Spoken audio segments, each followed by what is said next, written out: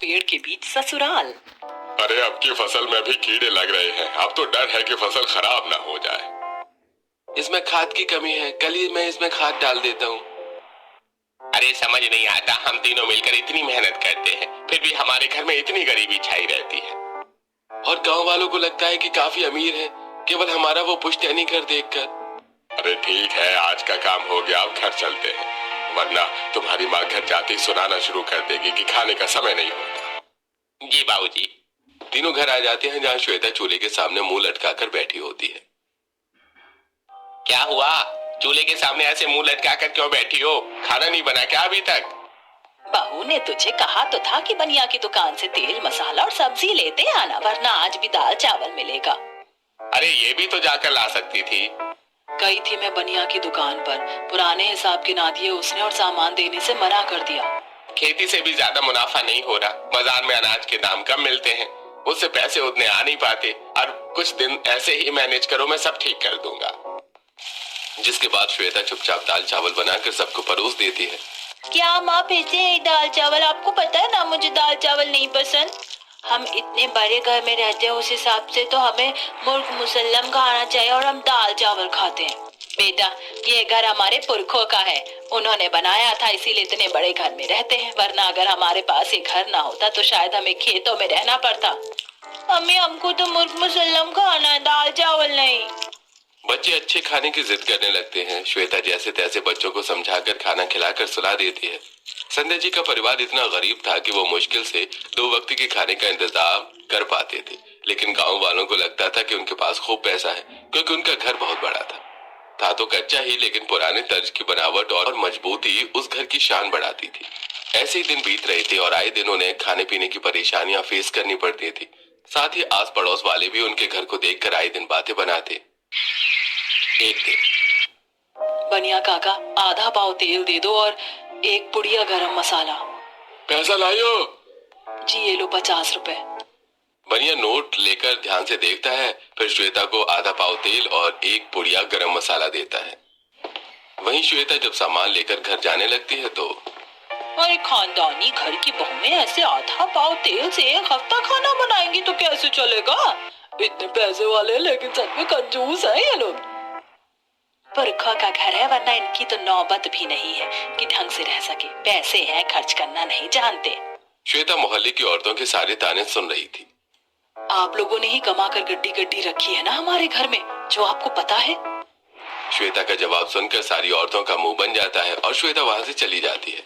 वो बड़ी मुश्किल से पूरा घर संभालती। वहीं धीरज, कमल और गजोधर सभी खेतों में दिन रात मेहनत करते, लेकिन तकदीर में ही शायद गरीबी थी। इतना सब कुछ करने के बाद भी परेशानियां उनका साथ नहीं छोड़ती थी। वहीं धीरज शादी करने के लिए तैयार नहीं था और नेहा की शादी की उम्र हो गई थी। एक दिन, अभी घर में 2 शादी करनी बाकी है, गरीबी जान ले रही है। मुझे तो समझ ही नहीं आ रहा कि नेहा की शादी कैसे होगी। बेटा शादी करने को है, बेटी की शादी कैसे कर दूं, और पैसों की किल्लत अलग। माँ जी, मैं देवर जी से बात करती हूँ। हाँ माँ, आप चिंता मत कीजिए, सब ठीक होगा। और वैसे भी मैं अभी बूढ़ी नहीं हो गई हूँ कि शादी नहीं होगी। अरे हम माता पिता हैं बेटा, हमें तो चिंता होगी ही ना। गजोदर और संध्या जी दोनों बेटा बेटी की शादी के लिए परेशान रहते। वहीं अच्छा घर देखकर उनके यहाँ रिश्ते भी आते, लेकिन धीरज का कहना था कि जब तक हमारी कोई अच्छी आमदनी नहीं है तो किसी की बहन बेटी को लेकर उसकी जिंदगी क्यों बर्बाद करूं। ऐसे दिन बीत रहे थे और समय के साथ धीरज की उम्र भी निकल रही थी। भैया, माँ की बात मान लो, शादी कर लो, वरना अब नहीं हुई तो बाद में दिक्कत होगी। धीरज को खूब समझाने के बाद फाइनली धीरज मान जाता है और वहीं धीरज के लिए जो रिश्ते आ रहे थे, माता पिता उनमें से एक लड़की को देखने जाते हैं। भाई साहब, बहन जी, हम बहुत गरीब हैं, हम अपनी बेटी को ज्यादा कुछ दे नहीं पाएंगे। हमें बस लक्ष्मी जैसी बहू चाहिए, आप कुछ मत दो, बस 2 जोड़े में बहू विदा कर देना, हम खुशी से आपकी बेटी को अपना लेंगे।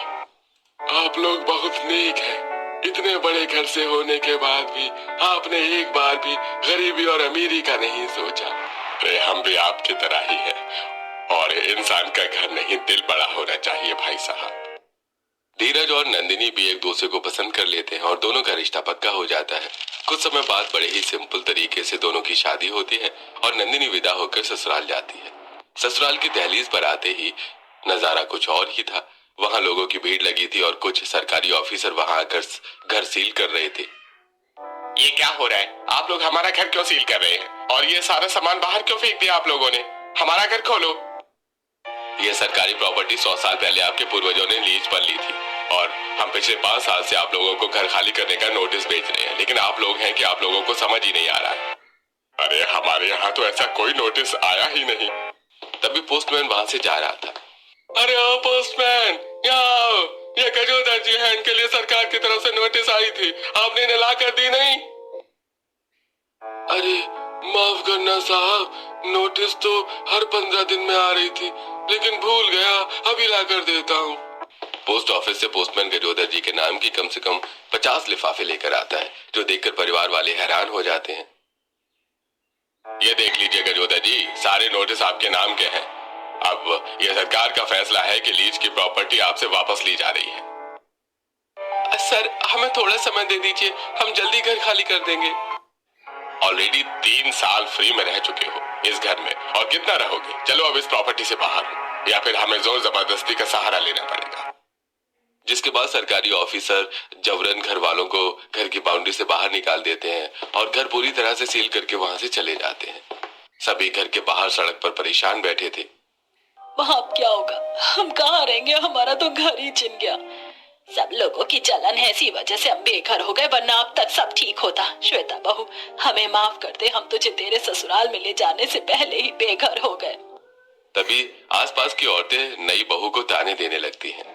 और इनकी बहू तो कुलक्ष्मी है, इनके पाँव ही सही नहीं है, आते ही घर वालों को बेघर कर दिया। मेरे घर में ऐसी बहू आई होती तो मैं तो घर से बेघर कर देती। डायन है ये तो। इस तरह सभी छोटी बहू को ताने देने लगते हैं। अरे ओ बूढ़ी काकी, मेरी नई चाची को बुरा क्यों बोलती हो? जाओ अपने घर खाकर सो जाओ, आपके पास तो है ना घर रहने के लिए। माँ, तुम्हारी बेटी भी तेज है। हमारे घर बहू आई है, आपके घर नहीं ना, तो हम अपना देख लेंगे, आप अपने घर जाओ। घर वालों का सविज रिप्लाई सुनकर पड़ोसनों का मुंह बंद हो जाता है और सभी अपने घर के अंदर चली जाती है। अब शाम हो गई थी, दिन ढल रहा था, साथ ही ठंडी सरसराती हवाओं का बहना शुरू हो गया था। अब क्या होगा माँ, हम कहाँ रहेंगे? मुझे तो कुछ समझ ही नहीं आ रहा, यहाँ सड़क पर कब तक बैठे रहेंगे ऐसे ही? पूरी रात सभी घर के बाहर सड़क किनारे बैठे रहते हैं। रात में ठंड लगने पर श्वेता कुछ लकड़ियां लाकर आग जलाती है और सभी आग की गर्मी में हाथ सेकते हैं। अब जाकर राहत मिली। नहीं बहू, तू भी हाथ पैर सेक ले, कुछ राहत मिलेगी। जी माँ जी। पूरी रात परेशानियों में बीतती है। अगली सुबह के सूरज की किरणों से घर वालों को थोड़ी सी उम्मीद मिलती है। अरे हमारे तो कोई ऐसे रिश्तेदार ही नहीं है कि हमें सपोर्ट करे, बिना घर के रहेंगे कैसे? अभी तो खेती में जाने का समय हो गया है, खेती भी जरूरी है। अजी, हम अपने खेतों में भी तो रह सकते हैं, ऐसे सड़कों पर भटकने से अच्छा है कि हम वहाँ ही रहें। जिसके बाद दोनों बहुएं, पोता पोती, बेटे बेटी, पूरा परिवार घर से निकाले सारे सामान को एक गठरी में बांध लेते हैं और गठरी लाद कर सारा सामान लेकर खेतों में रहने चले जाते हैं। दूर दूर तक हरियाली, आसपास कोई घर भी नहीं, झोपड़े हैं भी तो बहुत छोटे। ये सब देखकर घर वाले परेशान हो जाते हैं कि खेतों में रहेंगे कैसे। तभी नंदिनी बहू पास से 4-5 लाकर खेतों में मिट्टी खोद कर उसे गाड़ कर ऊपर से पत्ते डालकर छांव करती है। बहू, तू ये क्या कर रही है? माँ जी, अब घर नहीं है तो ये खेत ही मेरा ससुराल है, और आज तो मेरी पहली रसोई है ना, तो आप लोगों के लिए कुछ बनाना भी तो है। वैसे भी पिछले 24 घंटे से किसी ने कुछ भी खाया नहीं है। इतनी परेशानियों में नंदिनी को पहली रसोई करते देखकर घर वालों का मन अंदर से बहुत दुखी हो जाता है कि नई बहू को शादी के दिन से ये दिन देखने पड़ गए। ससुराल में लाई गठरियों में बचा हुआ अनाज भी था। बहू पहले खेत की मिट्टी से चूल्हा बनाती है और सूखने छोड़ देती है। वहीं पेड़ों के पत्तों से पत्तल बनाती है ताकि सभी उसमें खाना खा सकें। खाना बनाने के लिए ससुराल से जो भगोने और कुकर आए थे, बहू उसका ही इस्तेमाल करती है। पानी के लिए खेतों के बगल से बहते नहर के पानी का इस्तेमाल करती है, जो कि खेतों की सिंचाई के लिए सीधा नदी से बहकर आता था, जिस कारण पानी एकदम साफ और पीने लायक था। जिसके बाद बहू पेड़ों से गिरी सूखी लकड़ियां बीन कर लाती है और अपनी पहली रसोई का खाना तैयार करती है। दाल, चावल, सब्जी, रोटी आज नंदिनी ने सब बनाया था। ये देखकर घर वालों की आंखों में आंसू आ जाते हैं। छोटी भाभी कितनी मेहनती है, कल से आज तक इतना सब कुछ हो गया, लेकिन इन्होंने उम्मीद नहीं हारी।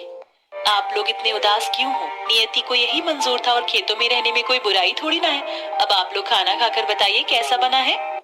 नंदिनी सभी को पत्तल पर खाना परोसती है और नम आंखों से सभी बहू का बनाया खाना खाते हैं। आज मुझे बहुत गर्व हो रहा है माँ पापा, आपने जैसी लड़की मेरे लिए पसंद की है शायद मैं भी नहीं ढूंढ पाता। खेतों में ससुराल बनाकर नंदिनी अपना घर बनाने की कोशिश में लग जाती है। नंदिनी खेतों में पहले तो एक कोने में अपनी रसोई बनाती है जहां वो धूप छांव से बचकर खाना बना सके। वहीं सभी खेतों में ऐसे घर पर खुले आसमान में सोते जिससे रात में बच्चों को सर्दी होती और सास ससुर के शरीर में सर्दी के कारण दर्द रहता। मम्मी बहुत तेज से छींक आ रही है। अच्छी, बार बार हम अपने घर कब चलेंगे? बेटा, अब यही हमारा घर है और कोई घर नहीं है, यही रहना है। तुम चिंता मत करो, धीरे धीरे तबीयत ठीक हो जाएगी। रात में खेतों में ओस और दिन में कड़क धूप के कारण बच्चों की सर्दी जुकाम बुखार बढ़ते ही जाता है। फिर नंदिनी खेतों से जड़ी बूटियां खोज कर लाती है और बच्चों को तुलसी नीम अदरक का काढ़ा बना कर देती है। चाची बहुत कड़वा काढ़ा देती है, लेकिन इससे तो मेरी तबीयत एकदम ठीक हो गई। माँ, ये खेतों में घास बहुत गलती है, घर चलो ना। रोज रोज बच्चे श्वेता से घर जाने की जिद करते और श्वेता उन्हें समझा देती। वहीं रात में जब सभी सोते तो घर बहुत गदती। एक रात नंदिनी खेत में सोई थी और सिसक सिसक कर रो रही थी। क्या हुआ नंदिनी, तुम रो क्यों रही हो? हमारे नसीब में इतनी गरीबी क्यों है? पैदाइश से गरीबी देखी, ससुराल में जब सुख पाने के दिन आए तो गरीबी का पहाड़ ही टूट पड़ा। सोने पर बैठने पर घास चुभती है, खेतों में चलने पर पैरों में कांटे और खूंटी लग जाते हैं। पानी खाना हर चीज में स्ट्रगल है। हाँ, आप लोग एक झोपड़ी तक बांधने का खुद से नहीं सोचते ताकि नई बहू के उठने बैठने की तो जगह हो जाए। नंदिनी की बात सुनकर धीरज को अपनी गलती का एहसास होता है। वहीं संध्या जी भी बहू की बात सुन लेती है और अगले दिन अजी, खेतों में इतनी घास, एक झोपड़ी तो बन ही सकती है। दो बहुएं हैं, बच्चे हैं, जवान बेटी है, ऐसे खुले में कब तक रहेंगे? हाँ पापा, माँ सही कह रही हैं। जिसके बाद धीरज और कमल बांस के पेड़ों से हरे बांस काट कर लाते हैं और नंदिनी और श्वेता खेतों से घास छील कर लाती है और नेहा धान का पैरा लेकर आती है। तीनों मर्द मिलकर एक झोपड़ी तैयार करते हैं जिसमें घर वाले आराम से सो सकें।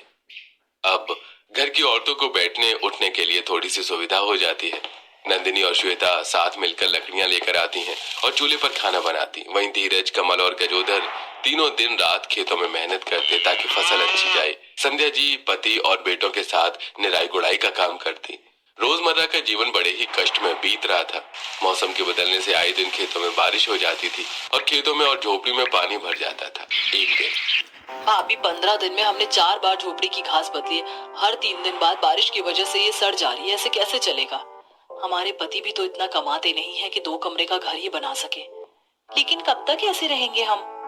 नंदिनी चूल्हे में खाना बना रही थी और चूल्हे की आग ज्यादा होने के कारण एक लकड़ी निकाल कर नंदिनी साइड रख देती है। खेतों में चल रही तेज हवा से लकड़ी की आग कब झोपड़ी में लग जाती है बहुओं को पता भी नहीं चलता और झोपड़ी घास की बनी होने के कारण तेजी से जलने लगती है। ये देखकर दोनों बहुएं और घर के सभी लोग घबरा जाते हैं। भाभी, जल्दी बाहर चलो वरना हम यहाँ जल जाएंगे। सभी जल्दी जल्दी घर के बाहर आते हैं और तभी गजोधर जी और दोनों बेटे भी झोपड़ी के पास आते हैं। ये कैसे हुआ? श्वेता और नंदिनी कमल को सारी बात बताती हैं। अच्छा हुआ तुम दोनों को कुछ हुआ नहीं, सब ठीक है। लेकिन ऐसे झोपड़ी में रहना ठीक नहीं है। सही कह रहा है धीरज, ऐसी खुली में रहना भी तो ठीक नहीं है ना माँ जी। घर वाले समस्या का समाधान ढूंढ ही रहे थे कि तभी अचानक से श्वेता देखती है कि बच्चों को स्कूल से आए 2 घंटे से ऊपर हो गए, लेकिन वो कहाँ है मिल ही नहीं रही। श्वेता हर जगह आवाज लगाकर बच्चों को ढूंढ लेती है लेकिन वो कहीं नहीं मिलते। मेरे बच्चे कहाँ चले गए? किसी ने उन्हें पकड़ नहीं लिया। हे भगवान, मेरे बच्चे कहाँ है? रक्षा कर भगवान, ढूंढ दो मेरे बच्चों को। श्वेता बार बार भगवान से एक ही मिन्नत कर रही होती है कि बच्चे मिल जाएं। भाभी, बच्चे तो कहीं नहीं मिल रहे। मैं भी ढूंढा, ये आसपास के खेतों में भी कहीं नहीं है।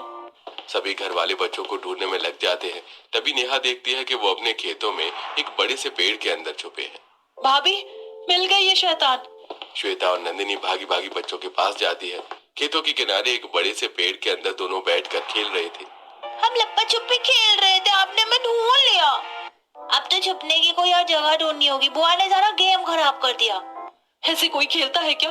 मेरी जान निकल गई थी कि मेरे बच्चे कहाँ चले गए। चलो अब। क्या मम्मी, कहाँ जाए? वो धूप में खेत में बैठने? कब धूप कब बारिश पता ही नहीं चलता। यहाँ रहकर देखो बहुत सुकून है। बारिश धूप सबसे बच जाते हम। मैं भैया तो हमेशा यहीं खेलते हैं। रिंकी कह ही रही होती है कि पल भर में मौसम बदल जाता है और आसमान में घने काले बादल छा जाते हैं और धीरे धीरे बारिश होना शुरू हो जाती है। देखा, हमने कहा था ना ये बारिश कभी भी शुरू हो जाती है। आप लोग भी अंदर आ जाओ, इस पेड़ की छांव में आप भीगोगे भी नहीं। अब सभी पेड़ के अंदर बनी जगह में चले जाते हैं जहाँ बारिश पता ही नहीं चल रही थी। ये पेड़ बाहर से इतना बड़ा नहीं दिखता, लेकिन अंदर इतनी ज्यादा जगह है कि 1-2 मंजिला घर तैयार हो जाए। वाकई ये बहुत बढ़िया है, मैंने फालतू में बच्चों को डांट दिया। नंद और जेठानी की बात सुनकर नंदिनी के दिमाग में एक उपज आती है। दीदी, अगर हम इसी पेड़ और खेत के बीच घर बनाए तो कैसा रहेगा? ऐसा कैसे पॉसिबल है? नंदिनी सोचती है अगर हम इस पेड़ के अंदर रह सकते हैं तो घर क्यों नहीं बना सकते। हम इसमें लकड़ी से ही घर बनाएंगे और बारिश का पानी यहाँ ना आने के कारण घर भीगेगा भी नहीं और लकड़ियां लंबे समय तक चलती हैं जिससे उसमें उतनी लागत भी नहीं लगेगी। बारिश के रुकने के बाद नंदिनी और श्वेता अपने काम में लग जाते हैं। वहीं खाने के समय जब फिर से पति देव और जेठ खाना खाने आते हैं तो नंदिनी ये बात उनके सामने रखती है और उन्हें बताती है कि कैसे वो जंगल से लकड़ी लाकर उस पेड़ के अंदर बढ़िया से घर बना सकते हैं और आराम से रह सकते हैं। और जंगल से लकड़ी लाना है तो घर कम पैसों में ही तैयार हो जाएगा। घर वालों को नंदिनी का ये आइडिया काफी पसंद आता है। अगले दिन धीरज और कमल जंगल में लकड़ी काटने जाते हैं और गजोधर जी बाजार से कीले और हथौड़ी लेकर आते हैं, जिसके बाद नंदिनी के बताए अनुसार तीनों मिलकर घर तैयार करते हैं। सबसे पहले लकड़ियों के पल्ले कीलों से जोड़कर दीवार बनाते हैं, फिर खिड़की काट कर घर में लगाते हैं और फिर दरवाजे तैयार करते हैं और देखते ही देखते खेत और पेड़ के बीच एक बहुत ही